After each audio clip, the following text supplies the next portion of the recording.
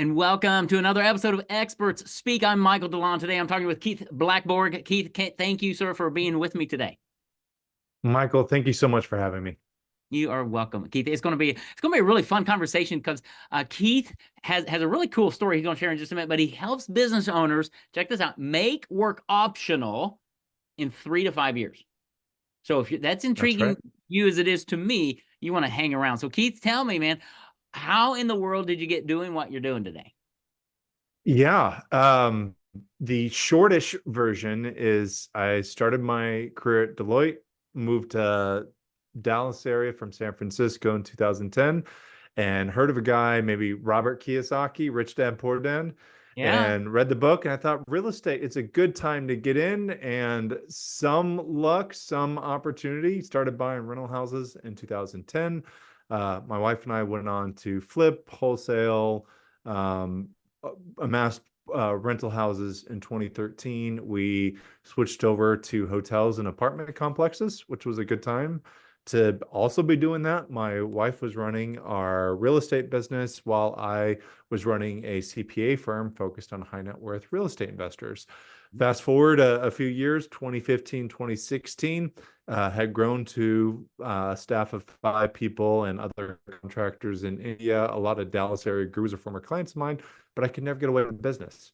So I was kind of in this place where I felt like I was making good money. We had real estate growing, but I had the golden handcuffs on. Yeah. And in that time, our marriage wasn't doing great because we were always working, and I wanted to make some life changes because more money is not always the answer. And Amen. so around that same time, I thought Hillary Clinton was going to be elected president and the market was going to crash because, real estate only goes in 7-year cycles. I was Yep. wrong, but we ended up selling and exiting, and we spent the next few years traveling the world. And fast forward, we got the best souvenir out of our travels we ever could have, and that was our firstborn son. So we now have a 5-year-old and a 2-year-old, which is amazing for us. Yeah. Really, it's a game changer anytime you have kids, and in a good Yeah. way.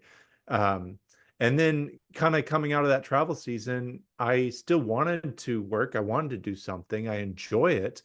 And I thought if I wanted to make as much money as possible, I'd go back to commercial real estate syndication. I think that's a great way to make money reliably, although people are having a tough time, at least this year, with interest rates and such. Yeah. But overall, it's a great model. For me, though, I really want to have more of an impact. And for me, getting to talk wealth and taxes is what a lot of people come to me for. But there's an underlying motive for me to really help people have a better life and really think about what they want to be intentional with. Mm. And there can be some real core soul oriented impact that comes out of getting to work with people. Wow. Yeah, I love that last part because so many people, I mean, I've had the real estate syndication people on my podcast and things, and it is great. It's a good model. But so many times people are chasing the money and they're chasing even the freedom. Wow, Keith traveled the world. That's what I want to do. And nothing wrong with that, but if it's devoid of this meaning and purpose in life, and I love how you wove your kids in there and your marriage and all that. I definitely want to weave in that area because that's my hot button is marriage and family and all of that. But let's talk about that. I mean, it's really intriguing when you go to your website and you talk about eliminating or, as you say it, making work optional in 3 to 5 years. Unpack that. What do you kind of mean by that? Yeah. So most of the people that come to me already have a certain level of net worth, and it mostly needs to be optimized. So we'll do this fun calculation of where are you in that journey? And for a lot of people, if you could generate live off 8 to 10, 12% of your net worth or whatever amount of cash flow you can get reliably, we've got some ways that we do that. But if let's say you've got a $3 million net worth and you think you could earn 8% reliably on that, you do that math, 8 times uh, $3 million. I'm going to make it 10% because the math's There you go. easier. That's $300,000. And I'm a CPA. I can't I was gonna can't do say, math yeah. without a calculator. Um, all that to say, you could see, okay, $3 million, 10%. I could retire if I could just make 10%. How do I get that? And so often what we're doing is repurposing assets. So there's a few things we're doing. When you already have a business or real estate, we're optimizing what you already have. With a business, we are packaging your if you want to sell, maybe that is packaging your business up for sale. What do we need to do to maximize the sales price, the standard operating procedures, the team, the contract? What does everything need to be for a buyer to want to pay top dollar for your business? And ideally, I get to start working with somebody 3 to 5 years ahead of time. Along the way, my core clients are self-directed millionaires. Surprise, surprise, entrepreneurs like to have control. They like to have things that they know and understand. And a lot of that goes into self-directing their money. And most financial advisors are like, we can either do it for you or you're left trying to fumble through and do it on your own. We're somebody that has foregone the ability and option to take a cut of your wealth, and it allows us to just come at it from an education perspective and a community perspective to help you go forward. So backing up, if we're looking to make work optional in 3 to 5 years, we're looking at what are your assets, your real estate, everything you have. You're learning how to invest along the way. And then when we have your big exit from the sale of real estate, business, or possibly something else, then you're able to take that big chunk of cash and then put it in reliable cash flowing investments you've already come to know and learn how to get over the previous few years when the dollar amounts were smaller. That's awesome. All right, so you're in you're in the wealth business, but you're really in the education business as I just Yes. through all Yes. of that, right? Yes. Okay, because entrepreneurs, you're right, we are control freaks, but we do want to have the control and to have the understanding that I'm not tied to the market or my advisor who tells me what to do. Correct. I want to know that, okay, I'm in this and now it's time for me to divest myself of this real estate to go over here to do something else. But Yes. now I have the knowledge and the not only the knowledge and the expertise, but I have Keith and your team and your network as well, because it's not that you're just teaching how to buy and sell real estate. You've got this Correct. broader aspect of leveraging like taxes and networks and things. Unpack that a little bit, because that was kind of unique when I saw what you're doing.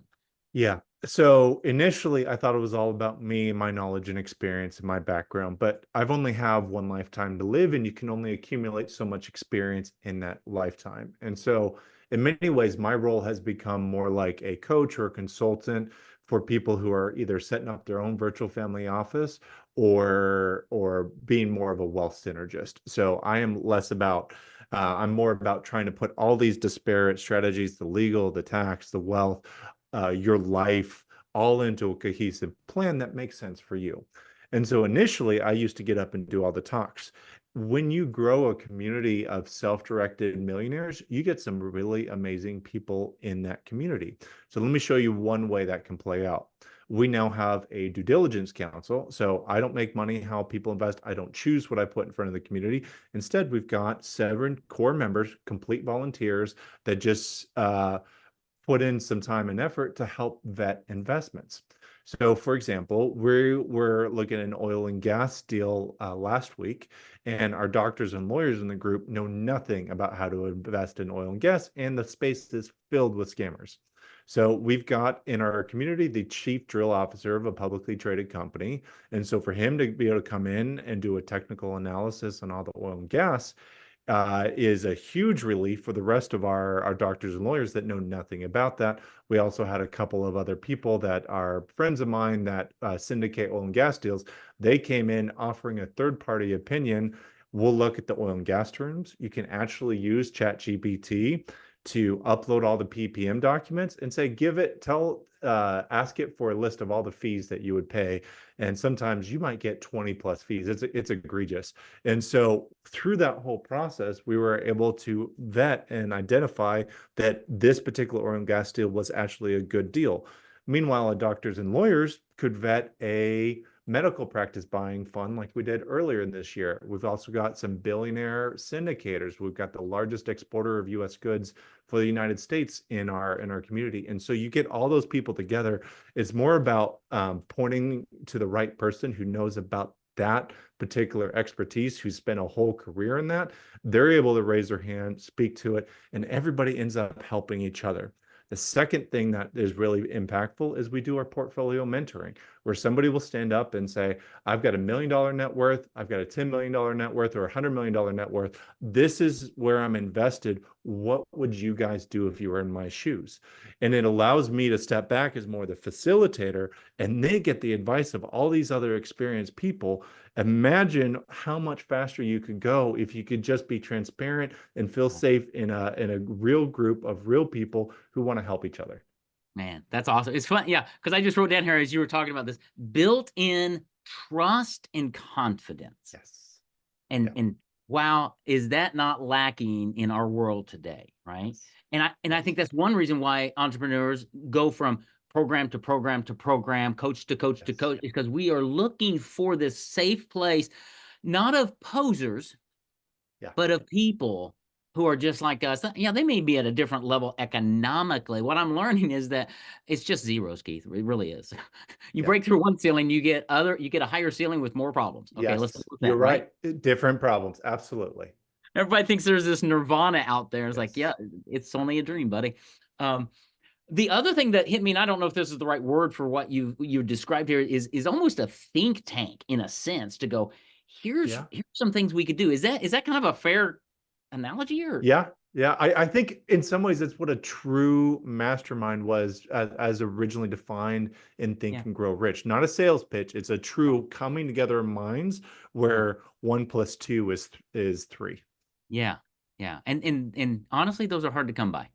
Yeah. And especially at the level that you're dealing with, because you got entrepreneurs in there who are growing, and you get into organizations like that, and there's usually one or two who are sitting there bait in the water, right? They're not there to really contribute. They're there to be what the thing that attaches itself to the shark, whatever it's called. Um anyway, they're there No, not, you know what I mean?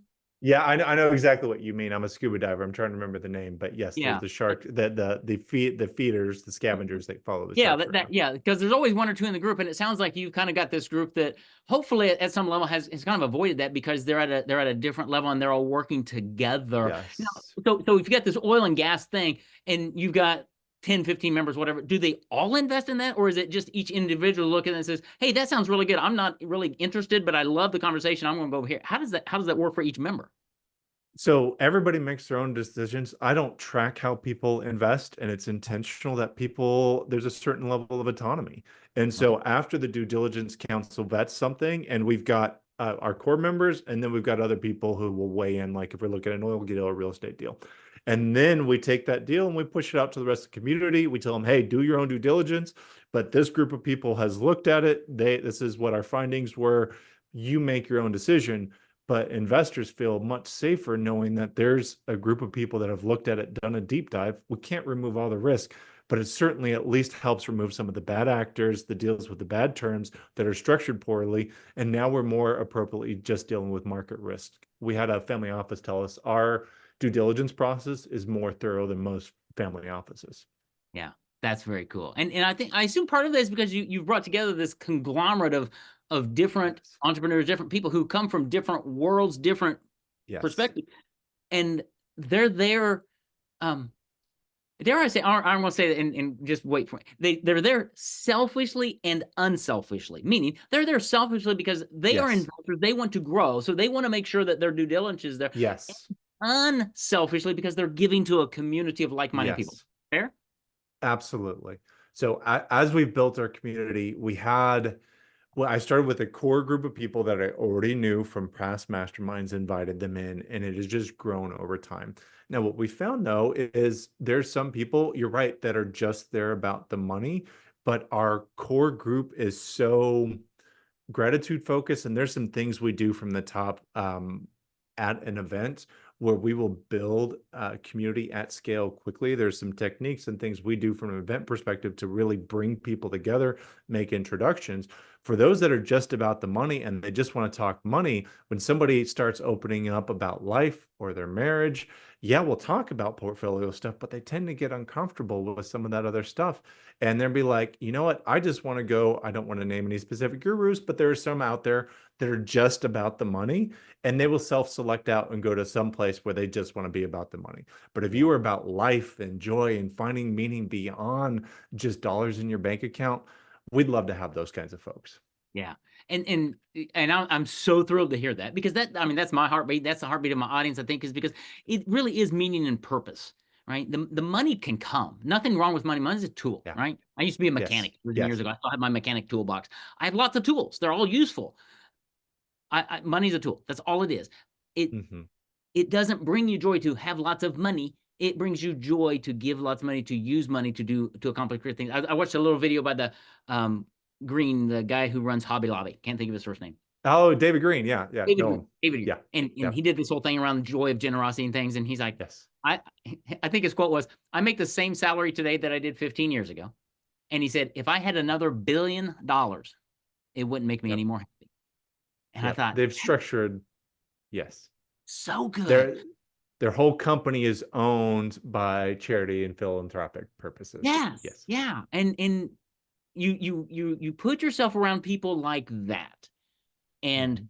you realize it's not about the money. The money's good. We'll take the money, whatever, but it's about investing in and having this lifestyle that I can spend time with my family. I don't have to Yes. have those golden Yes. handcuffs on. I have a team who supports my business, who does whatever. Talk a little bit about that, and how do those conversations flow out? Because I think from the outside, honestly, I think a lot of people look at high net worth individuals and the doctors and the lawyers, and their family comes about seventh, I think, is what Yeah. people think. Unpack that a little bit. There's a few ways to look at it. Yes, somebody can be wealthy by focusing on one thing for a long time. There's always going to be the jerks out there. But the vast majority of people that are successful, I find, are really nice, generous people. Part of the reason is often to become wealthy, it's usually a team sport. You can do it on your own, but you're going to, like you said, sacrifice your family, a bunch of other things. But if it's a team sport, you've got to be good with people. You've got to Right. be good at managing people, and to an extent, have to be able to inspire those around you to be able to build and lead a company. And so, if you are a jerk persistently, maybe it's almost easier to get away with that in corporate America. If you're leading a business and you're inspiring other relationships to work with you, they've got to like you, they got to like your purpose. And so, if you're just about money, that's not going to resonate with most people. So, in financial journey, it all starts with, what's your core purpose? What are your values? What is it that you're trying to get to? And once we have that vision, we can reverse engineer the wealth and tax behind it. So sometimes you can get caught up in either way, where we go all vision with no tactical wealth tax, any other strategy behind it, or you can go all wealth with no purpose behind it. And you've really got to marry the two. And so for us, like if we're doing tax strategy, I think our members are going to be a more effective manager of their money than the U.S. government is. And so Yeah. we will do all the legal tax strategies we can to put more money back in your pocket. And if we're looking at a virtual family office or taking care of your family, we're also looking at what does your family need? What kind of charity? What greater impact can you have? And the more wealth and tax strategy that we can do to optimize that, the greater impact you can have for this world and the next. Yeah, I love that. Yeah, this world and the next. Setting. Here's one of my personal philosophies, Keith, and I'd love for your thoughts around it. Why is it that the next generation, your kids, why is it that they have to start at zero? Right? Every generation Uh, kind of starts at zero, then they go to college, and they have to work, and they have the college debt, and it's like, well, why? Who said that? Why can't we give them what I would consider seed money? I don't want to drop a yeah. million dollars on my kids. But if they want to start a business, I'd love to fund it with $50,000, $75,000. Say, okay, that gets you up and running now. Let's work together. Talk about that, and how that kind of plays out in that long-term vision of generosity and giving. Yeah, there's a few key things that we've learned as we advise people on how to structure their family offices for those that really reach work optional and then are looking beyond to wealth optimization. And first and foremost, if you give your kids just a big pot of money, that's a motivation killer. Knowing that I got a big pot of money now, or at some point, like, why do I go to college? Why start a business? Why do anything if it doesn't matter because I've got all this money? And to an extent, for a lot of kids who grow up with it, it can be a burden. Like, they are stressed about it. Most entrepreneurs and business owners grew into their money over time. They learned how to manage it. That's why most lottery winners are broke within 5 years or less. And so you've got to learn how to manage as you go along. And that's part of what we do in Financial Journeys. We walk alongside people. So in with the kids, if we're doing anything, you've got to allow them to grow into it. So if we're going to provide some base level of support, here's our recommendation. Maybe buy a car. You can decide if you want it to be luxurious or humble. Maybe buy their first house, again, luxurious or humble. Maybe pay for college and give them that first start, but you're not doing a whole lot else beyond that. Now, the main thing that's going to contribute to their successes are two things. One, relationships in two forms. So one can be a familiar relationship where if you're wealthy, you might start providing for a family vacation or two each year. And it's also where the family meeting happens, where you talk about wealth and where they're going to get it. So we might look to the Chick-fil-A family and how they manage money. They learned a long time ago that they can't give their kids just a big pot of money, big shares. They've got to work into it. If they want to be involved in family philanthropy, they've got to earn a philanthropic wage and all that goes with it. If they want to work in the family business, they need to go work someplace else for 5 years and then bring that experience into the family business. And then based on their merit, they can maybe start to rise through the ranks. It's all going to be about what the child's motivation is and their ability. That's the only way you can truly reward people without them feeling like they've got a destructive handout. The other way that if we're going to facilitate entrepreneurship for our kids is possibly through a family bank. And there's some interesting ways to structure that with life insurance. Most infinite banking, I think, is a scam. That's a rabbit hole we can talk about another time if you'd like.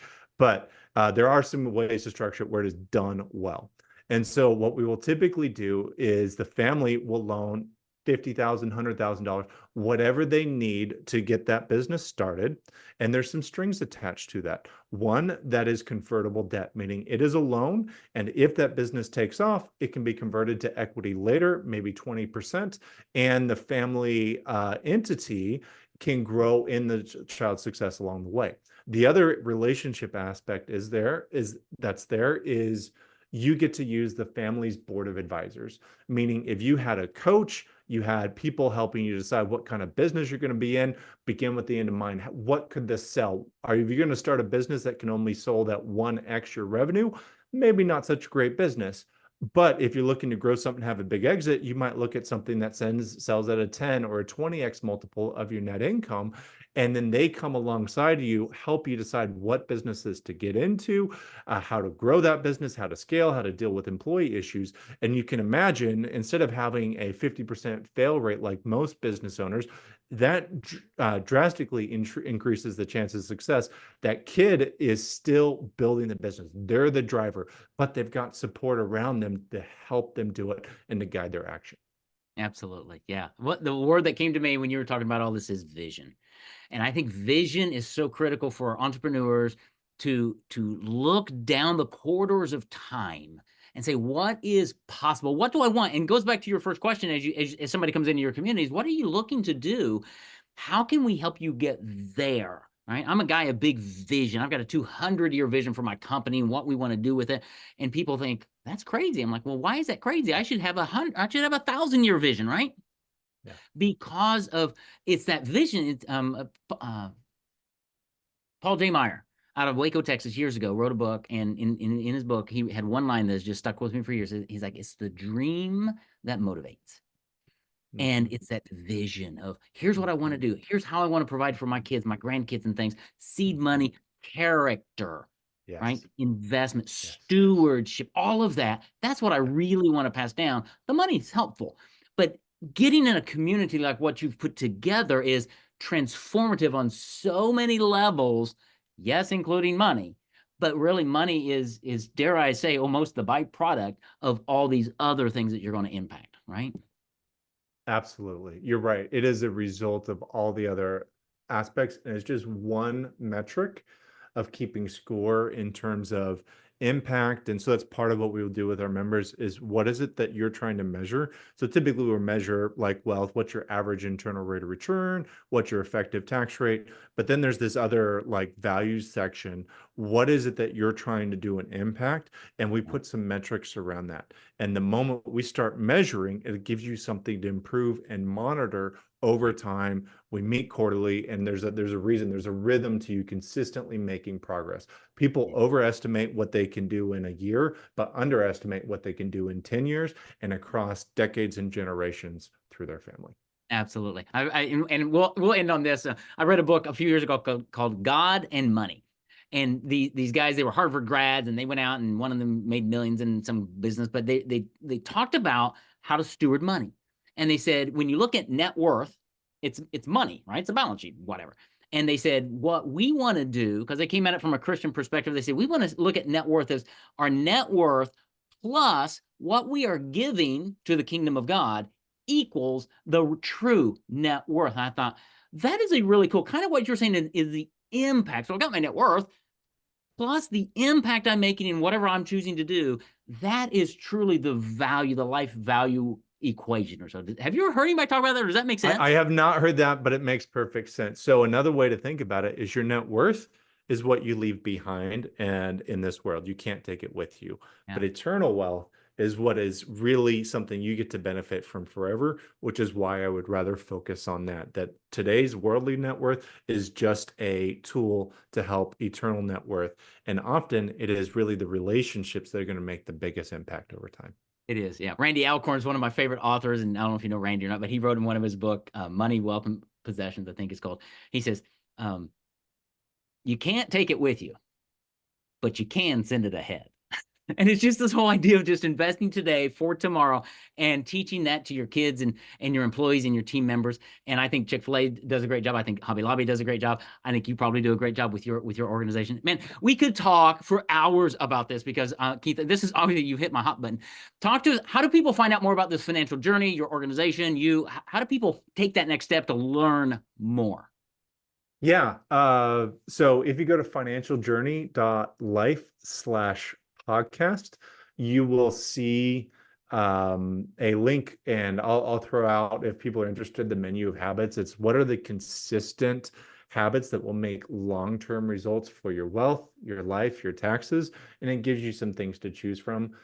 We also have an event coming up that is open to the public. We do one of these a year called the PassiveInvestorEvent.com. If you go there, we've got our next event in Dallas, October 25th and 26th, and you'll see how in a room of 300, we can bring what feels like a big room down to feeling somewhat intimate with you meeting in masterminds. You've got everything you need in one place to connect with accountants, attorneys, investment providers. And there's a process we go through to help you identify where you are in your wealth journey and what the next right steps are. And you've got everybody there to help you take those next right steps. It's really about serving our members. I love it. Okay, I'm going to make sure those links are in the show notes so our audiences can go get them and learn more about what Keith's put together in a financial journey, and just really learn about this whole aspect of wealth is the name of the game. How do you do it? How do you do it well? And how do you make, in my opinion, how do you make money not the end goal? It is a tool. It is something that allows you to do amazing things with lots of people and put yourself in a room full of like-minded people who are on the same pathway. They're on the same journey. So Keith, man, thanks for being my guest. Thanks for doing what you do. I love the perspective, the way you do it. I love the heart that you bring to this. That's probably my favorite thing about my interview with you today, brother. Thank you, Michael. It's really been fun.